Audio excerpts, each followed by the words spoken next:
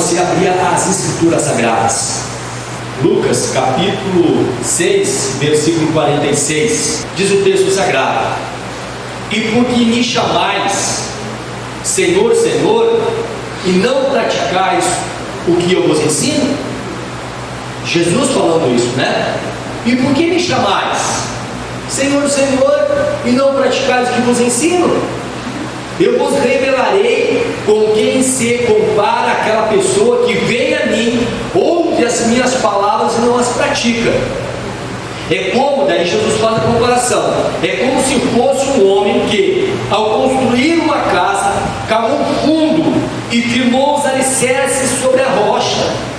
E sobrevindo grande enchente, o rio transbordou, as muitas águas avançaram sobre aquela casa, mas a casa não se abalou por ter sido solidamente edificada. Entretanto, aquele que ouve as minhas palavras e não as pratica é como um homem que construiu sua casa sobre a terra sem alicerce. No momento em que as muitas águas chocam-se contra ela, a casa caiu e a sua destruição foi total. Amém? Foi total. Amados irmãos, uma coisa é certa: depois que nós temos um encontro com Jesus, temos um encontro com Deus, todos nós, independente do momento da nossa vida que nós temos um encontro com Deus, seja um menino, quero dizer no sentido de idade, novo, seja na meia idade, seja na idade um pouco, quem sabe, mais avançada, não importa, todo ser humano, seja homem, seja mulher, seja a raça que for, seja onde nasceu, na América do Sul, na América Central, na Oceania, enfim, independente do continente, mas o certo é que o homem que encontrou o Senhor, teve um encontro com Jesus, ele nunca mais será o mesmo. Nunca mais será o mesmo. Como assim? Mas se ele não praticar a palavra, ele nunca será mais o mesmo. Mesmo não praticando, ele nunca mais será o mesmo. E se ele pratica, bom, daí melhor ainda. Mas o certo é que quando nós temos um encontro com Deus, quando nós entendemos que Jesus Cristo é o Senhor e Salvador, quando nós entendemos pelas Escrituras Sagradas, a Bíblia, inerrante palavra de Deus, a verdade absoluta, nossas vidas são transformadas, os nossos pensamentos são transformados. A minha mãe, há muitos anos atrás, tipo 50, 55 anos atrás, se batizou na igreja, na Assembleia de Deus Matriz de Porto Alegre, na rua General Melo. E ela se desviou, abandonou a igreja e ficou, eu não saber precisar, irmãos, mas tipo 30 anos afastada dos caminhos de Deus. Mas mesmo assim, queridos, todos aqueles anos afastados, a sua vida, mesmo afastada, ela foi impactada pela verdade da palavra. Ela sempre nos ensinava: não roube, não faça isso, não se drogue, procure não beber, não fumar. Ela sempre nos orientou. Nos momentos difíceis, ela sempre buscava, falava de Jesus, falava de Deus. Até claro que um certo dia ela novamente reencontrou com o Senhor, no sentido de se reconciliou com Deus, e aí ela levou toda a família junto. Isso há 30 anos atrás. Hoje já partiu com o Senhor minha mãe, mas deixou o legado para a sua família. Hoje sou pastor aqui, meu irmão é pastor em Gravataí, né? Algumas das minhas irmãs estão envolvidas na igreja também, né? Então, amado, o certo é que as nossas vidas não serão as mesmas. Mesmo afastados do caminho de Deus, quantos testemunhos a gente ouve de pessoas que conheceram o Senhor, conheceram a Deus, tiveram experiência de conhecer a Deus, e em um determinado momento se afastaram de Deus, viveram uma vida promíscua, uma vida distante, mas eles testemunham Depois que voltam novamente para Deus, eles testemunham: quantas vezes eu deitei a minha cabeça no travesseiro e algo falava no meu coração que eu tinha que retornar para Cristo, que aquele lugar, aquela vida que eu estava levando não era a vida certa, não era a vida apropriada, não era a vida consoante a palavra de Deus. Isso é comum a gente ver. Quantas vezes a gente às vezes conversa com pessoas que por um motivo ou outro se distanciaram dos caminhos de Deus, e tu conversa com ela, diz: eu sei que eu faço errado, eu quero voltar, mas não me encontro com forças para voltar. Ou seja, ela sabe que o caminho de Deus é correto, ela sabe que o caminho de Deus é o certo a seguir. O certo é o seguinte: é que todas as pessoas que têm um encontro com o Senhor, ela tem as suas vidas impactadas, nunca mais serão as mesmas, quer praticando ou quer não praticando.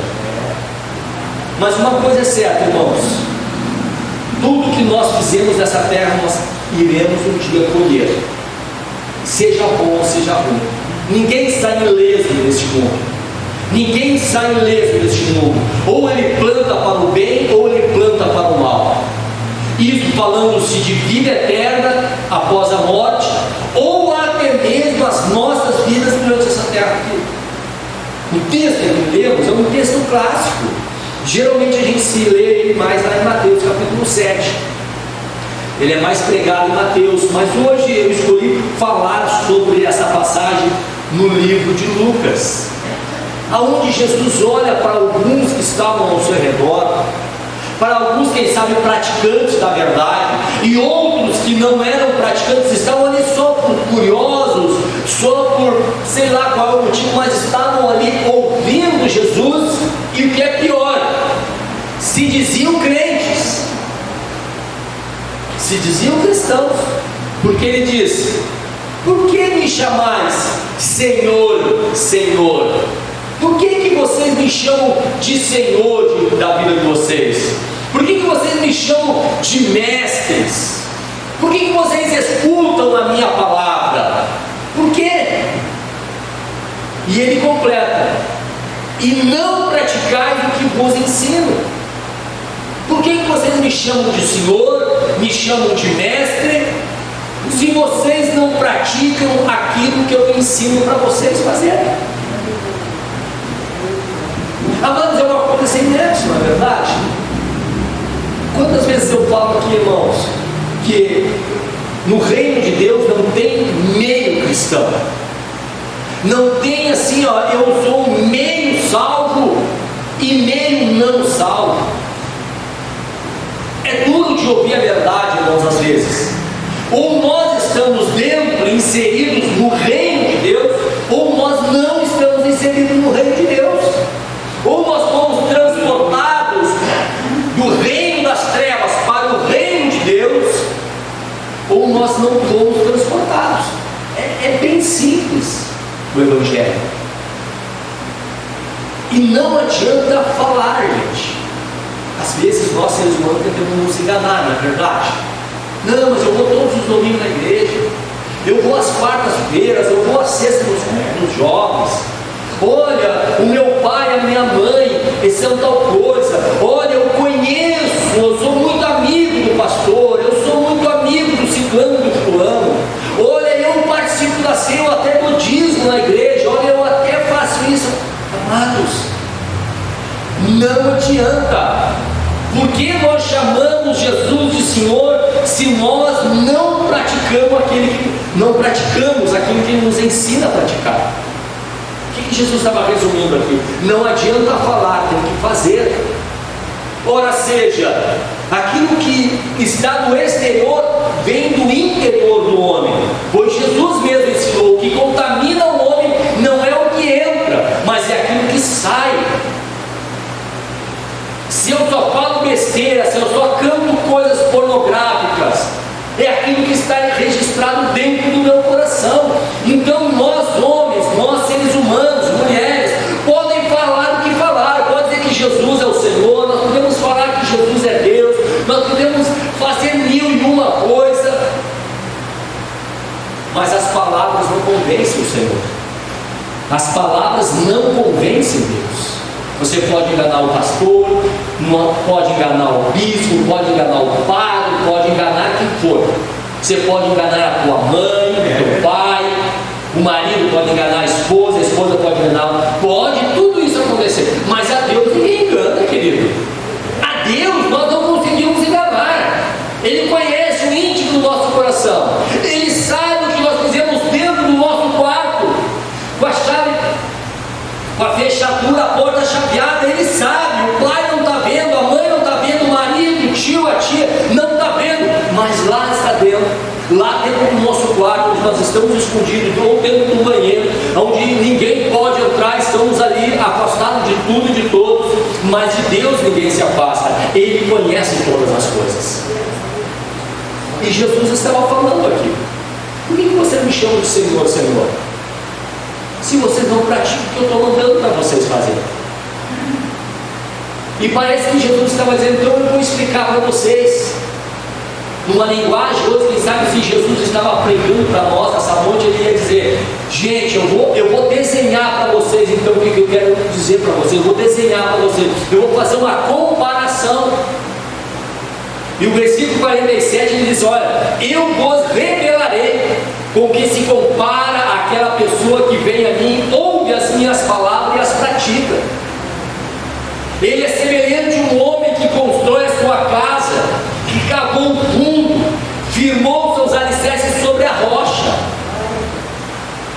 Aquele que vem até Jesus, ouve as suas palavras e pratica as suas palavras, ou seja, obedece aquilo que ele manda, às vezes com temor, às vezes caindo e levantando. Amados, mais do que falsos crentes, o Senhor quer crentes sinceros. Não adianta eu chegar aqui e falar 1001 coisa. O Senhor conhece a minha vida, e Deus não quer isso de mim, só palavras. Ele ama, ainda que aquele crente caia, aquele crente é fraco em algumas áreas de sua vida, mas ele é sincero com Deus. Ele ora a Deus, ele diz: Senhor, me ajuda, eu escuto a tua palavra e quero praticar a tua palavra, mas eu sou fraco nessa área, eu sou fraco naquela área, me ajuda, me agrada, me dá a tua graça, que eu possa vencer o pecado, que eu possa vencer as paixões do mundo, que eu possa vencer a minha própria carne, minha própria natureza pecaminosa. O Senhor disse: esse homem é aquele homem que, ao construir a sua casa, ele cavoca fundo, ou seja, ele não constrói sobre uma terra, sobre uma areia, mas ele cava até achar uma rocha, e quando ele acha uma rocha, ele começa a fazer um alicerce. Feito o alicerce, aí dali para cima ele começa a construir a sua casa. E quando sobrevive grande enchente, os rios transbordam e as muitas águas avançam sobre aquela casa, mas a casa não se abalou, por ter sido solidamente edificada. Agora os irmãos entendem, nós podemos entender, porque muitas pessoas dentro da igreja, irmão, a primeira luta, a primeira dificuldade é: cadê o irmão? Ah, não, tá. Já está na cachaçada lá. Olha, aí, cadê o irmão? Já abandonou a família, já. Pô, eles estavam tão na igreja. Olha, mas a irmã estava na igreja, o irmão estava na igreja, dando glória nos cultos. Aqui era um reteté de Jesus e dando glória a Deus, e aleluia. Mas era só por fora. A sua vida não estava licenciada, não estava na rocha. Aí, o que Jesus falou aqui sobre o rio enche, transborda e bate sobre a casa, é os problemas da vida, é as dificuldades que a vida nos vem, é o pecado que bate a nossa porta, é o vídeo pornográfico, um zap que vem até nós, e agora eu abro o vídeo, eu não abro o vídeo. Ai, Senhor, e agora o que eu faço? Aí eu vou abrir, meus azar. Eu estou dentro do meu quarto sozinho, ninguém está vendo. Ei, que maravilha! Deus está vendo. Amém? Daí a gente fica surpreso, mas a gente fica surpreso por bom que somos, porque Jesus já ensina na sua palavra. Ensina na sua palavra que aquele que constrói a sua casa sobre a rocha. Queridos, eu tenho certeza que muitos irmãos aqui, quantos estão aqui firmes na fé, não é para a nossa glória, não é para o nosso louvor, é porque pela graça de Deus a gente tem procurado edificar a nossa casa, isto é, as nossas vidas. Aqui casa significa nós, tá, irmãos? Casa aqui significa nós. As nossas vidas estão alicerçadas sobre a rocha. Vem problema, vem desemprego, vem doença, vem dificuldade. Eu de vez em quando visitava ali o irmão Olívio, a irmã Aracia, e eles me contavam, principalmente a irmã contava dos problemas que ela passou, problema nas pernas, agora está com problema nos olhos, mas a irmã está firme com Cristo. É verdade. A sua casa está edificada sobre a rocha. Pode vir problema, pode os rios se encherem, pode bater contra a sua vida, pode bater contra as nossas vidas, mas nós permanecemos, ainda que dá uma balançada para lá ou para cá, mas ela permanece, porque está edificada sobre a palavra de Deus. Amém, irmão? Então, vamos edificar as nossas vidas sobre a palavra de Deus, meu irmão. O que o Senhor fala conosco? Olha, e para completar, eu quero ler com você Gálatas capítulo 5, versículo 19. Esses que nós vamos ler são os rios quando enche e bate sobre a casa. E lembra-se que os rios, os problemas, as dificuldades batem na nossa casa, que as nossas vidas. Olha o que diz o texto, Gálatas 5, 19 a seguir. Ora, as obras da carne são manifestas. 2 pontos: imoralidade sexual, impureza e libertinagem, idolatria, feitiçaria, ódio, discórdia, ciúmes, ira, egoísmo, dissensões, facções, inveja, embriaguez, orgias e tudo quanto se pareça com essas perversidades, contra as quais vos advirto, como já preveni antes. Os que praticam não herdarão, os que praticam essas coisas não herdarão o reino de Deus. Quando as nossas vidas estão edificadas sobre a palavra de Deus, irmãos, isso aqui sobrevém sobre nossas vidas. Lembre-se que tentação não é pecado. Eu ser tentado não é pecado. O pecado é se eu ceder ao pecado. Entendeu, mano? Então, durante a nossa vida de cristão, a nossa jornada aqui nessa terra, como Pedro fala, no capítulo 1, durante a nossa jornada aqui nessa terra, essas coisas muitas vezes vão bater a nossa porta. A imoralidade sexual, a impureza, a libertinagem, a idolatria, a feitiçaria, o ódio, a discórdia, o ciúme, a ira, o egoísmo, dissensões, facções, inveja, embriaguez, orgia, tudo quanto se pareça com essas perversidades. Quantas vezes, amado, não bate isso na porta do nosso coração? Mas se nós tivermos com a nossa vida alicerciada sobre a rocha que é a palavra de Deus, e como mesmo Pedro fala nos versículos ali de Gálatas, um pouquinho mais abaixo, sobre o fruto do Espírito, nós vamos vencer isso. Aí todas aquelas coisas vão bater na nossa casa, isso é, na nossa mente, batendo, mas nós não iremos ceder, porquanto, como disse Jesus, eu compararei aquela pessoa que vem a mim, ouve as minhas palavras e as pratica. Não tem mistério, irmão. Assim não é nada místico, sabe? Olha, por que aquele irmão que está tantos anos na igreja, 30, 40 horas já passaram um monte, e como é que eles pegam? Não, é porque não. É uma coisa assim, que obedecem a palavra de Deus. Amém? Porque a gente às vezes quer espiritualizar tudo, até mesmo para dar uma desculpa com que nós fraquejamos. Entende o meu raciocínio aqui? Às vezes a gente cai no pecado, cai no erro, e a gente bota desculpa, aquele irmão não cai porque sabe, né, ele é uma pessoa diferenciada, uma irmã é diferenciada. Não, ela não é diferenciada no sentido de algo superior. Ela apenas, ou ele apenas pratica a verdade. E tu ou eu não praticamos. Entendeu, queridos? É praticar a verdade. É ouvir as palavras de Jesus e praticar. Quantas vezes nós ouvimos no domingo uma palavra, irmãos?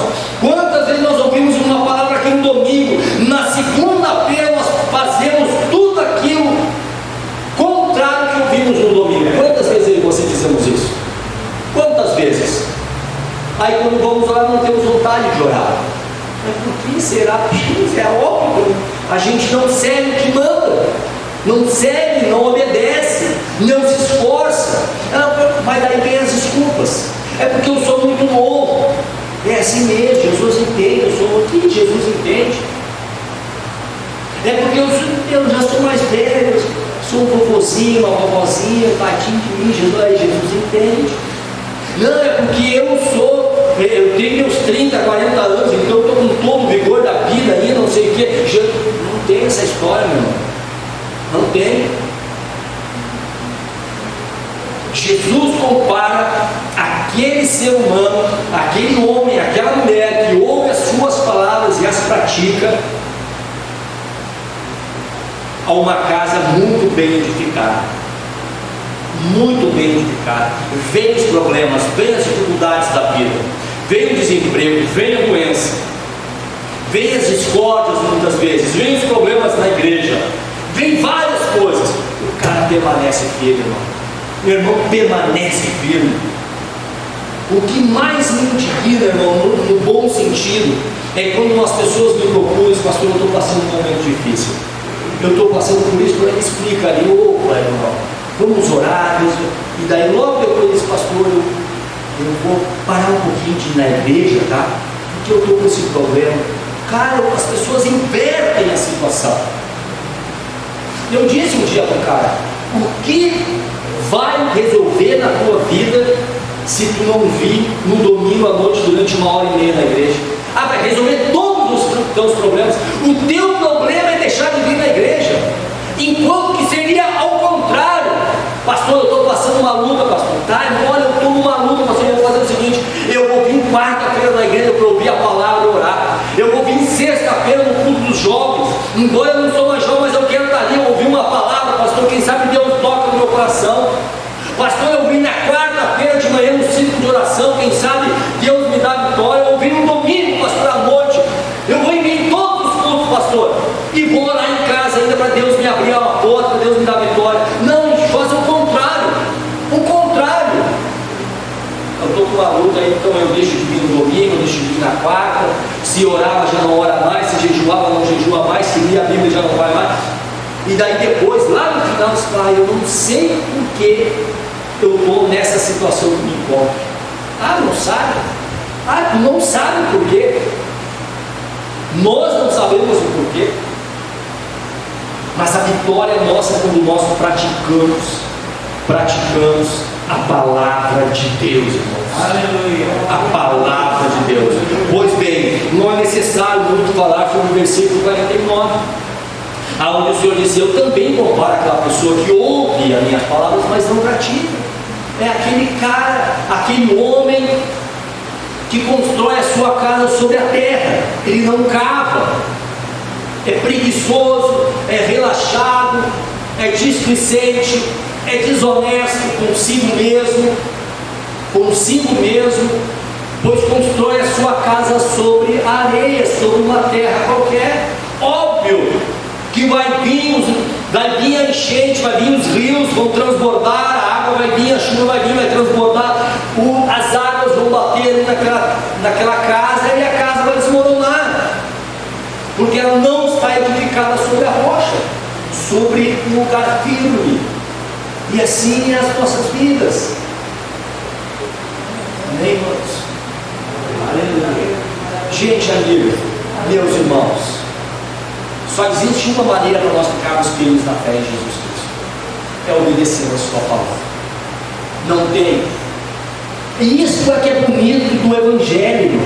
Às vezes eu e você queremos pintar muito o Evangelho, assim, fazer uma coisa muito teológica, uma coisa assim muito complicada. Olha, para obedecer a palavra de Deus é um negócio muito louco, é um negócio assim muito místico. Não tem nada de místico, não tem nada disso, querido. É ouvir a palavra, não mintais, não vou mentir mais, não adultera, não vou adulterar mais, não seja um idólatra, não vou ser mais um idólatra, não seja ciumento, não vou ser mais ciumento, não seja contencioso, não serei mais, não seja aquela pessoa que vive criando partidarismo dentro da igreja. Eu prefiro mais esse pregando, eu prefiro mais aquela pregando, eu prefiro mais esse pregando. Ah, eu não gosto disso, eu não gosto daquilo, eu prefiro o músico tal, ou quem que vai pregar hoje, ou então eu não vou na igreja porque é o fulano que vai pregar. Partidarismo, facções no meio da igreja. A gente ouve tanto, mas a gente às vezes não obedece. Aí a gente não sabe porque vem os problemas sobre nós. Aí a gente não sabe porque ora e Deus não responde. Aí a gente não sabe da tristeza da nossa alma, porque o Espírito Santo já não habita mais na nossa vida. É aquilo que Davi escreveu no Salmo 51, aquele salmo clássico, nosso, irmãos? 51:11. Não me afastes da tua presença e nem tires de mim o teu Santo Espírito. 12. Restitui-me a alegria da tua salvação e sustenta-me com um espírito disposto a obedecer. Aquele pecado com Betseba, Aqui é aquela oração de arrependimento que ele faz. Aí não sabemos porque estamos tristes, estamos desiludidos da vida. Aí a gente não sabe porque qualquer coisinha a gente vê aos prantos, começa a chorar, fica desesperado. Qualquer probleminha a gente, ai meu Deus, agora o que será? É porque o Espírito Santo se afastou de nós. É porque a alegria da salvação já não faz mais parte da nossa vida, por quanto andamos em pecado, por quanto não obedecemos a palavra de Deus. Aí eu não sei porque tudo parece, no meu mundo é tudo cinza, no meu mundo é tudo escuro, na minha vida é como se fosse um eterno dia nublado, sem graça, sem prazer. Mas naquela situação de Davi, ele disse o que? Restitui-me a alegria da tua salvação e sustenta-me com o espírito disposto a obedecer. Amém, queridos? E isso é muito fácil nós detectar no nosso meio, irmão. É muito fácil. É nós olhar muitas vezes para a vida de algumas pessoas que estão à nossa volta, e não digo só aqui na igreja, mas no meio das nossas famílias, a gente identifica isso. As pessoas tristes, pessoas desiludidas da vida, sem esperança, sem propósito, as pessoas meio perdidas, as pessoas que qualquer coisinha, qualquer notícia se desesperam. O Covid está aí, ai meu Deus, terminou o mundo agora, eu não vou sair mais de casa, vou me trancar no banheiro porque o Covid está aí. Ah meu Deus, a economia do Brasil e do mundo está indo de mal a pior, ai vai tudo terminar agora, o que será de mim, o que será da minha família? Tudo e tudo balança a sua casa, porquanto a sua casa está edificada sobre uma areia, sobre uma terra qualquer. Mas aqueles que edificam a sua casa sobre a rocha, vêm os problemas, mesmo e algo, irmãos, algo a salientar, comentar, que aquele que pratica a palavra não está isento do problema.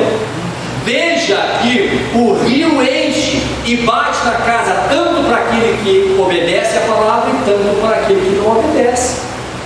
Eu não sei porquê, eu sou tão fiel ao Senhor, eu procuro obedecer a palavra de Deus, eu procuro cumprir com tudo que a Bíblia diz, mas os problemas estão sobre mim. E daí, meu querido, o problema é para todos, a dificuldade é para todos, irmão Daniel, para todos nós. Mesmo sendo fiel, a água dos rios vão encher e vão transbordar, e essas muitas águas vão avançar sobre a nossa casa, mesmo sendo fiel. Mas aquele que é fiel permanece firme na rocha, e a rocha nós sabemos que é Jesus Cristo. E esta é a vitória. que vence o mundo? A vossa fé. Esta é a vitória que vence o mundo, a vossa fé. Fé na palavra, fé em Cristo, fé nas Escrituras. Amém? Fé nos ensinos da palavra de Deus. Louvado seja o nome do Senhor. Deus, nessa noite, através da sua palavra e através da ação do Espírito Santo sobre nossas vidas, nos convida aqui nessa noite, irmão, a nós edificarmos a nossa casa sobre a rocha. Cave fundo para edificar a tua casa. Cave fundo. Procure obedecer o básico das Escrituras Sagradas. Tinha um casal aqui na igreja que a gente conversava de vez em quando. Eles eram muito curiosos sobre a palavra de Deus, e isso não é pecado nenhum. E tem crente assim, procurando guampa na cabeça de cavalo, nunca vai achar. Procurando pelo em ovo, nunca vai achar. Mas tem crente dessa maneira. Será que Adão, lá no jardim do Éden, ele tinha um bico? Vai achar o que fazer, mano. Vai rachar uma lenha. Quer saber se Adão e Eva tinham um bico? O que isso vai somar nas nossas vidas, irmão? Sabe? Querem procurar coisinhas assim. Então esse casal, como eu estava dizendo, eles eram muito assim, dessa maneira. Pastor, tu conhece o fulano de tal no YouTube? Ele fala assim de coisas misteriosas, coisas assim, difíceis de entender. Mas eu digo isso para vocês com temor e muita tristeza no coração. O casal está desviado. Estão bebendo, fumando. Mas cadê todo aquele amor de saber as minúcias da palavra de Deus? Não adianta, irmãos, não adianta nós querer conhecer muito a palavra, ter um conhecimento muito profundo das Escrituras, se a gente não sabe o básico das Escrituras. Nós temos que nos alicerciar no básico. No momento que eu tiver firme no básico das Escrituras, Jesus Cristo é o Senhor, o Espírito Santo está comigo, Pai é aquele que arquitetou o plano de salvação, Jesus Cristo é aquele que executou o plano de salvação, e o Espírito Santo é aquele que me deu e me presenteou com a salvação, que trabalha na minha vida, que me convence do pecado, me convence do juízo, me convence da morte. Isso é o básico, e que é nisso que a gente tem que se alicerciar. Claro que a palavra de Deus tem várias curiosidades e bom de a gente aprender, mas se a gente não saber o básico, aí não adianta. A criança aprende A, E, I, O, U. Oi. Comida oi, que maravilha. Mas pega uma criança dessa e bota lá já na 7ª série, ela vai ficar 50 anos ali, não vai aprender, porque ela não soube o básico.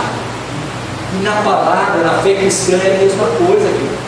Na fé cristã a gente tem que se alicerciar bem no básico, no basicão da palavra, e depois de estar firme no básico, gravou bem o básico, aí a gente começa a galgar novos conhecimentos das Escrituras. Tá bom, gente? Então vamos, irmãos, vamos alicerciar as nossas vidas na palavra, nas Escrituras. Louvado seja o nome do Senhor. Para quando vir os problemas, quando vir as dificuldades, e elas virão, hein? Elas virão. Não dá bola para esses pregadores do YouTube aí, que a vida do cristão é só alegria, que a vida do cristão, não, aceitou Jesus é só vitória. Vai nessa, meu irmão.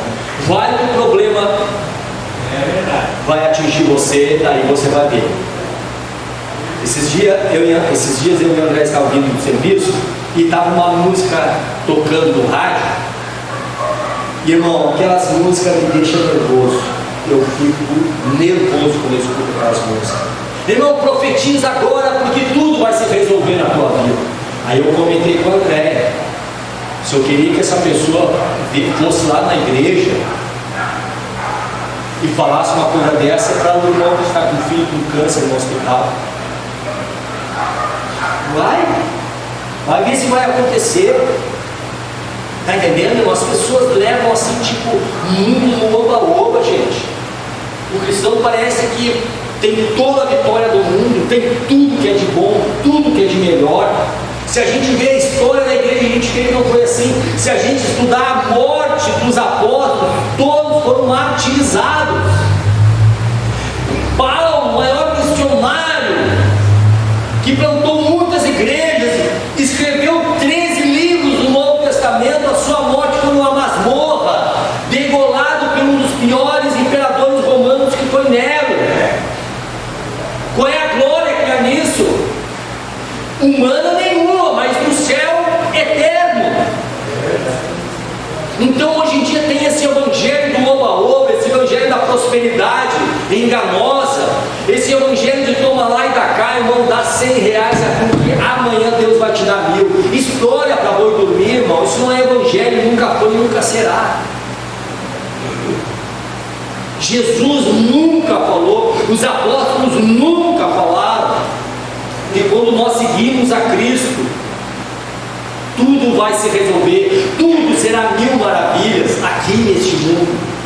O que a palavra de Deus nos garante é o seguinte: se nós vivemos segundo a palavra de Deus, nós teremos a nossa casa edificada sobre a rocha, e aquele que for fiel até o fim, a este darei a coroa da vida eterna. Aleluia. Jesus não veio para o mundo e morreu na cruz para nos dar carro novo, casa nova. Jesus não morreu na cruz para nos dar todo dia picanha para comer. Jesus morreu na cruz para nos dar salvação, igreja. Salvação da ira futura de Deus que cairá sobre todos. Amém? Esta foi a morte de Jesus, nos dá salvação eterna. Aqui nesse mundo eu posso passar a minha vida toda comendo arroz e feijão e andando de bicicleta velha, mas quando Jesus voltar, eu estarei com Ele na glória. Isso que é importante. Não adianta eu ter tudo nessa terra, do bom e do melhor, e não servir a Deus. No final da minha vida eu vou colher aquilo. A morte eterna, e a morte eterna não é o desaparecimento completo. A morte eterna no sentido de separação de Deus. Não terei a presença de Deus, e a ausência de Deus é caos completo, é tristeza completa. Amém? Vamos edificar a nossa casa sobre a rocha, meus irmãos, sobre a rocha, sobre a verdade das Escrituras. E você pode dizer: irmão, eu tento, mas não consigo. Se você é sincero, Deus te entende. Eu me lembro que tem uma passagem na Bíblia, irmão, nos Evangelhos, que tinha um pai que tinha um filho endemoniado, e ele chegou até Jesus e teve um diálogo com Jesus, e ele disse uma palavra muito interessante para Jesus. Ele disse: Senhor, ajuda-me na minha incredulidade. Jesus foi lá e libertou o filho daquele homem. Ajuda-me, mas a frase, irmãos, que me grava na memória é: ajuda-me na minha incredulidade. E Jesus foi lá e libertou o seu filho. O que Jesus estava dizendo? Sinceridade é tudo. Nós podemos, às vezes, irmãos, que passar por momentos difíceis, duvidar às vezes, está entendendo, querido? Cair num erro, cair no outro, mas quando chegarmos a Jesus, sejamos sinceros a Ele. Senhor, eu tenho tentado, mas eu tenho falhado nessa área da minha vida. Eu tenho falhado. Eu conheço um irmão que trabalhava comigo, e ele era uma pessoa super boa, uma pessoa muito querida mesmo, estava muitos anos na igreja, mas ele tinha um problema: ele não conseguia se libertar do vício do cigarro. Ele lutava de todas as maneiras. Mas o que eu quero trazer para nós nessa noite é a sinceridade dele. Dizer que falava com o pastor, ele era aberto ao pastor, contava ao pastor, pedia oração, ele lutava com aquilo. A sinceridade é tudo, irmão. Diante de Deus, a sinceridade é tudo. Aquele homem disse: Senhor, ajuda-me na minha incredulidade. Ou seja, eu sei do problema do meu filho, há muitos anos ele sofre com isso. Eu sou um pouco incrédulo que o problema pode ser resolvido, mas faça o seguinte: ajuda na minha incredulidade. O Senhor foi lá e libertou o seu filho, ajudou ele na incredulidade. Não podemos fazer a mesma coisa.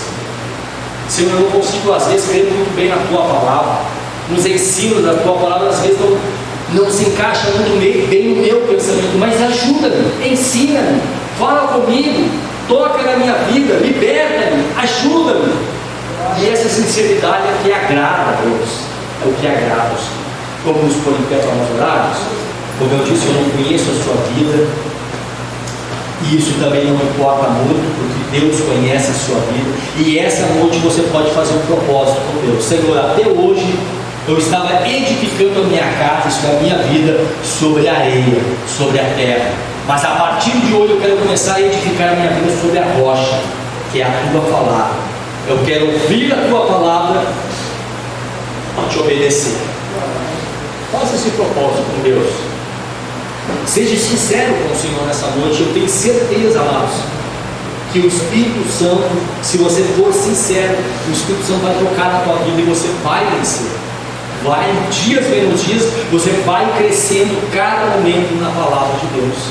Amém? Feche teus olhos. Querido Deus, querido Pai, neste momento, Senhor amado, esse amado irmão, essa amada irmã, esse jovem, Senhor amado, independente da idade, Senhor, a pessoa que está aqui fazendo um propósito contigo de te servir, Senhor amado, de obedecer a tua palavra, de amar a tua palavra, de se submeter, Pai amado, à sua vontade, à vontade da tua palavra.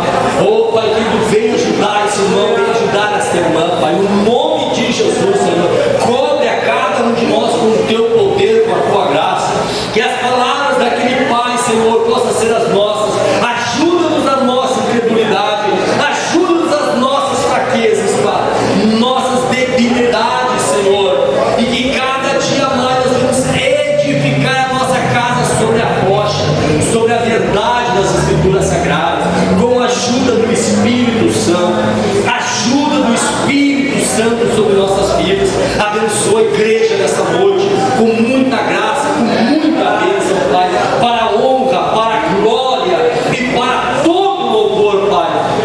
Nos abençoa com muita graça, Pai, no nome de Jesus, no nome de Jesus. Toca nas nossas vidas, quebra as cadeias que nos prendem, a cadeia da incredulidade, Pai, a cadeia do pecado, Senhor, a cadeia que nos prendem, Senhor amado, no pecado, Senhor. Quebra nessa noite, Senhor, em nome de Jesus. Nos liberta, Senhor, em nome de Cristo. Nos dá ânimo, nos dá força, nos dá graça, Senhor, para preservar os bons costumes da tua bendita e eterna palavra, Senhor.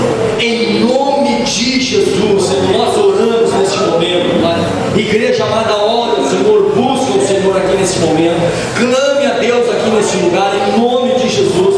Busca o Senhor, Deus está neste lugar. Abre a tua boca, meu irmão, e ore, busque a Deus, ore para a tua própria mente também. Deus sabe, Deus conhece agora, em nome de Jesus. Liberta, Pai, este irmão, liberta esta irmã, em nome de Jesus. Todo espírito contrário, toda ação maligna, Pai, oh Pai, em nome de Jesus, bate em retirada, Pai, e que a tua graça, que a tua misericórdia recaia, Senhor, seja derramado, Senhor, sobre nossas vidas, em nome de Jesus, em nome de Jesus. Assim nós oramos, Pai, e pedimos, Senhor, um milagre na vida de cada um que aqui está, Senhor, que faz um propósito hoje faz um propósito de te obedecer, de fazer uma nova pessoa em Cristo Jesus, em Cristo Jesus. Assim oramos em nome de Jesus Cristo. Amém e amém, irmãos. Louvado seja o nome do Senhor.